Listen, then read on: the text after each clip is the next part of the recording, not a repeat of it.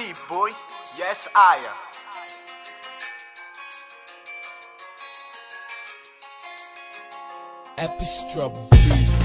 Fa tsoky venonjery anao fa zao le foky lasa papo feno fanatenany zandray lo tsy manery anao nefa tatoato toy ny fijerinao tao malasatany fa tiako finantanany rehefa fakandrivotra na le mody avany antsekoly na be da be azany tsarany edenao ntsiky mba nofisiko refiny amatory na iratrony masoko de tojo lay fitserinao tetsy amy lakilasy apita tsy haiko hoe fantatra antanjoko matomanao anzany a tiako raha mba iaraky isika fa zay nomeko de noraisinao fenao tsy nisalasala kanefa tsy haiko zay ao antsainao hoe enao iny ve mba te alala de mba ilazanzany a kanefa tsy sahenaiko lasa manotany hoe enao ve tsy ahenaiko de mba ilazanzany a kanefa tsy sahenaiko lasa manotany hoe enao ve tsy ahenaiko iny io mba mangataka azafady sika vony fakalala ve de nao andesa ady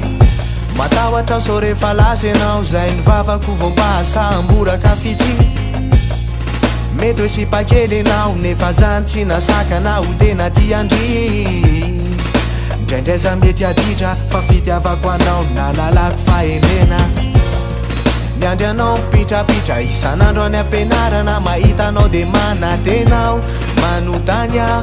any atsaiko any hoe mba hoekenao ve zara mila zanzany fa zay nomeko de noraisinao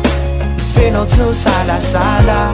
kanefa tsy haiko zay ao antsainao hoe enao iny ve mba te alala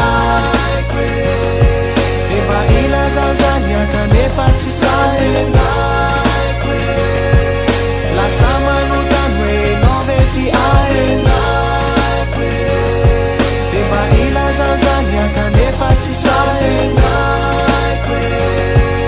lasa manotany hoe enao ve tsy ahenaiko fa tonga ihany ty ny fotoana fialatsasatra ny saiko any aminao fona fa mbola de afantatra hoe tsika senao io ve mety tena iaraka zao de zao sa amy tom-penarana manaraka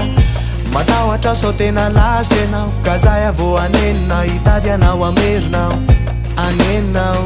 anenao hitady anao aka angatako hoe averinao